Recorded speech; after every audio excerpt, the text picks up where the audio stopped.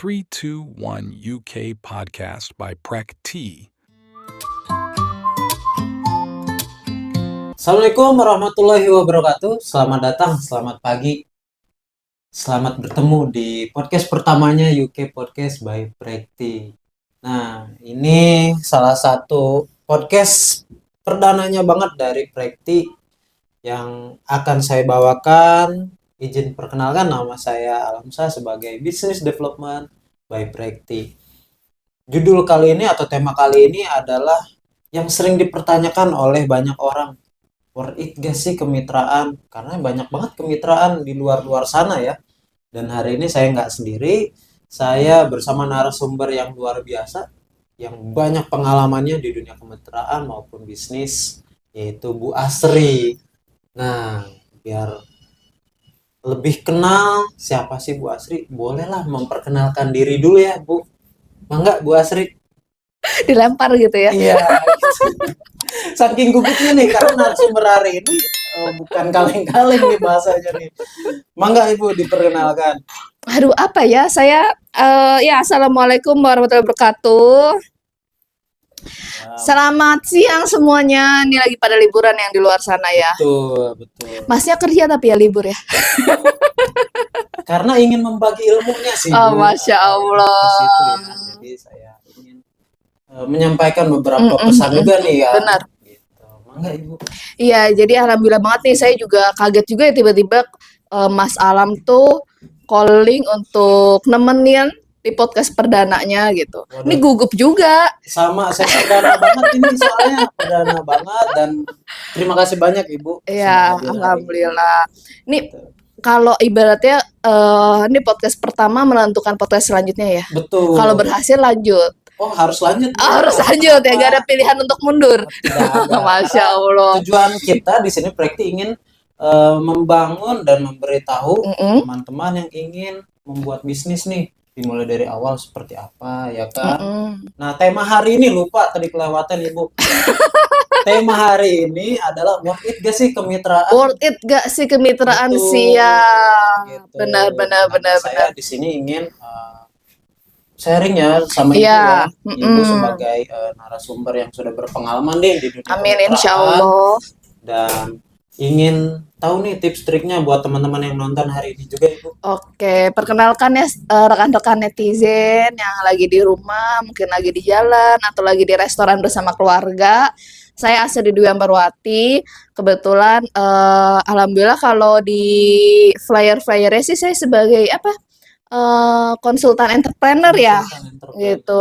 Ya alhamdulillah dari tahun 2015 itu ada usaha juga, terus senang banget gitu namanya lulusan dari agribisnis ya. Saya di agribisnis IPB, belajar berbagai bisnis macam-macam bidang tuh Mas. Termasuk yang sekarang sedang saya tekuni itu bagian fried chicken gitu, F&B. Memang sebelumnya saya backgroundnya F&B ya, cuman lebih ke catering, bukan ke kemitraan gitu. Terus alhamdulillah 2 tahun ke belakang saya curahkan waktu saya untuk belajar dan langsung praktek terkait fried chicken ini. Oke, nah tuh teman-teman latar belakangnya aja udah jelas ya, udah panjang kali lebar banget tuh Mbak Asri ya, udah jelas banget nih untuk pengalamannya, udah nggak usah dipertanyakan lagi. Nah Bu, kita pengen ngobrol santai aja nih sebenarnya kan. Boleh. Karena banyak dari mungkin anak-anak muda atau pegawai-pegawai di luar sana nih pengen membangun bisnis tapi bingung bisnisnya seperti apa. Lalu yang paling jadi utama kendala adalah bisnis apa, di mana dan bagaimana. Iya. Gitu. Nah, di luar ini kan udah mulai banyak nih ya kayak berseliweran tentang kemitraan, franchise dan sebagai jenisnya nih. Nah, boleh nggak sih Bu dijelaskan dulu nih sedikit tentang dan beda dari beberapa hal tersebut. Oke, gini nih buat rekan-rekan netizen ya semuanya, sebenarnya semua bisnis itu bagus. Gitu, sebenarnya semua bisnis itu bagus kalau perhitungannya juga bagus tentunya. Dan sebenarnya konsep kemitraan ini tuh udah lama banget. Udah lama banget. Saya pertama kali kenal konsep kemitraan ini itu waktu saya SMA ya. Saya datang ke festival franchise gitu. Baik. Diadain setahun sekali, itu pertama kali ya. Karena memang usia saya untuk mengenal dunia pengetahuan itu ya di SMA-SMA itu kan ya. Dan sebelum-sebelum itu kita juga udah banyak dengar lah McDonald juga udah lama banget itu Iya. kan. Dia kan memang sistemnya franchise ya gitu. Jadi kemitraan tapi franchise kayak Oke. gitu. Nah, tadi pertanyaannya Jadi bedanya apa sih, Bu? bedanya antara kemitraan dengan usaha biasa. Betul. Benar-benar oke. Nah, untuk anak muda sebenarnya apapun itu kalau kalian punya keinginan untuk usaha, itu kapan aja mulai dan mau mulai dari mana aja itu boleh aja gitu. Jadi nggak ada keharusan misalkan kita harus mulai dari marketing dulu atau kita harus mulai dari produksi dulu kayak gitu. Oke. Cuman memang kalau yang kita mau seperti apa namanya jadi pengusaha mulai dari nol ya, Mm-mm. itu perjalanannya sangat panjang sekali sih Mas. Hmm. Perjalanannya panjang banget. Kenapa? Karena mulai dari riset produknya, kita kan harus mencari produk yang disukain oleh banyak orang tuh. Nggak cuma disukain sama kita gitu. Oke. Kalau cuma disukain sama kita, nanti yang beli kita doang. Betul, betul ya. Iya, Betul jadi ya. harus nyari produk yang disukain sama banyak orang gitu. Itu riset pasarnya. Sorry, riset produknya. Belum riset pasarnya. Pasar mana sih yang suka sama produk ini? Gitu kan. Apalagi kalau berbau-bau makanan, Mas. Beda garam 1 gram aja itu beda Sangat rasanya, mempengaruhi ya. bener beda banget Betul. rasanya gitu kan. Atau apa namanya pakai gula merah atau gula putih itu kan juga mempengaruhi. Ada sayur yang memang bagus pakai gula merah lebih enak kayak sayur asem, tapi mayoritas memang gula putih yang lebih enak kayak gitu. Nah itu kan bagian dari riset yang sangat panjang tuh kalau untuk makanan. Oke. Nah, itu proses untuk kita usaha dari nol yang ibaratnya mengikuti ini ya, mengikuti jalur kayak gitu ya. Kita riset produk, riset pasar, dan belum riset bagian sorry, marketingnya juga. Marketing mana sih yang bagus, tools apa gitu. Oke. Karena mungkin ada yang bagus pakai tools Instagram. Tapi mungkin beberapa produk lebih bagus harus punya toko, tidak bisa online kayak gitu kan tuh macam-macam gitu ya, terus itu harus diuji coba. Nah enaknya untuk teman-teman nih yang masih muda kayak gitu kan atau juga yang memang kayaknya aku masih pengen kerja aja deh gitu kan, belum mau melepas ibaratnya dunia pekerjaan kayak gitu. Nah kemitraan tuh bisa jadi solusi sebenarnya Mas gitu. Kenapa? Karena kemitraan ini kita ibarat memulai bisnis tapi nggak dari nol Mas, itu langsung Oke. ngecat pluk gitu ke 5 atau Jalur bahkan ke cepatnya 10. ya, Bu ya. Bener Jadi ya. bener, kita Oke. nggak melalui riset produk, kita nggak melalui riset pasar gitu. Karena apa? Karena produknya insya Allah udah laku Oke. gitu kan, karena kan ya udah jadi produk gitu.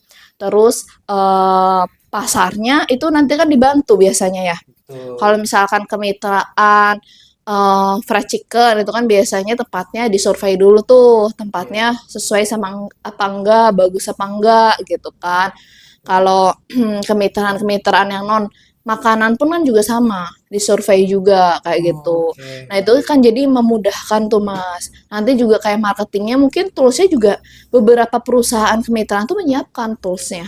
Sudah disiapkan ya, Bu ya. Iya, Jadi kalau benar. kemitraan ini sebenarnya ya udah tinggal beres aja gitu. Mm-mm. Berbeda balik dengan kita ingin membuka usaha sendiri Iya, gitu ya.